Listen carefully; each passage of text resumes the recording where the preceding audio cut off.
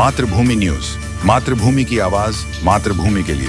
યાત્રાધામ દ્વારકામાં રખડતા આખલાઓનો આતંક ફરી સામે આવ્યો છે। નવા ગોમતી ઘાટ પાસે બે આખલા દંગલ કરતા રાજાધિરાજ હોટેલના કાચના ગેટ સાથે અથડાયા હતા, જેના કારણે ગેટ તૂટી ગયો હતો। આખલાઓ હોટેલની અંદર પણ ઘૂસી ગયા હતા, જેના પગલે યાત્રિકોમાં ભયનો માહોલ સર્જાયો। આ ઘટના સીસીટીવીમાં કેદ થઈ હતી। આ ઘટનાથી સ્થાનિકો અને યાત્રિકોમાં પાલિકા તંત્ર સામે ભારે રોષ જોવા મળી રહ્યો છે। दिन प्रतिदिन रखड़ता ढोरों ત્રાસ વધી રહ્યો છે અને પાલિકા તંત્રની ઘોર બેદરકારીને કારણે લોકો ત્રાહિમામ પોકારી ઉઠ્યા છે। નગરજનો દ્વારા રખડતા ઢોરને પાંજરે પૂરવા માટે ફરી એકવાર ઉગ્ર માંગ કરવામાં આવી છે। અનેક રજૂઆતો હોવા છતાં પણ સ્થાનિક તંત્ર કોઈ જ પગલાં લેતું નથી, તેવો સ્થાનિક લોકોનો નગરપાલિકા ઉપર આરોપ છે। ઘટના એવી છે કે દ્વારકા શહેરમાં ઘણા ટાઈમથી આખલાનો આતંક હોય છે। ગોમતી કાંઠે કાલ સમય 11 થી 11:30 દરમિયાન બરોબર હોટલ રાજાધિરાજમાં બે આખલા ખૂબ જ બાંધતા હતા અને અંદર આવી ગયા હતા। એના કારણે ખૂબ જ નુકસાન થયું છે અને કાચ પણ તૂટી ગયો છે। મારે એવી રજૂઆત છે તો આનો નિકાલ વહેલી તકે થઈ તેવી આશા રાખું છું। દ્વારકાધીશ, પહેલા તો હું એમ કહું કે આ નગરપાલિકાને કેમ આ કઈ ખબર નથી પડતી।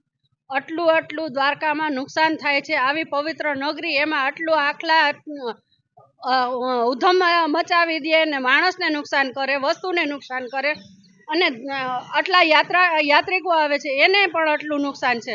તો દ્વારકાની નગરપાલિકા કેમ જાગતી નથી? અને જાગે તો હવે સારું છે, નકર હવે તો હદ આવી ગઈ છે।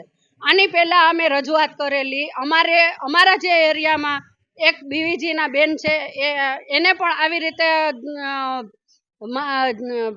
એના ઉધમથી ઈ બેન પણ વયા ગયા ઉપર। પણ હવે આ અત્યારે તમારે જોવો હોય તો મારી પાસે જ છે આખલો બેઠેલો। પણ હવે નગરપાલિકા હવે જાગે તો સારું છે, નકર હવે નગરપાલિકાને નહીં કરવું હોય તો કઈ પબ્લિકને કરવું પડશે। ગઈકાલે અમારી અહીંયાથી જે એનો આતંક ઉપાડ્યું હતું ઈ ઠેઠ રાજાધિરાજ સુધી પહોંચ્યું છે। દ્વારકાની અંદરમાં અહીંનો જેટલો ત્રાસ છે એટલો ઈ ગોમતી કાંઠા વિસ્તારને આટલું એને અમારે અહીંયા બધાય ભેગા થઈ ગયા ને માંડ બચ્યા છે। નાના છોકરાવાળા હતા અને બાજતા ઠેઠ રાજાધિરાજ સુધી પહોંચ્યા ને રાજાધિરાજનું આટલું નુકસાન કર્યું છે। નગરપાલિકાને અમે આટલી વિનંતી કરીએ છીએ કે હવે તમે કંઈક કરો।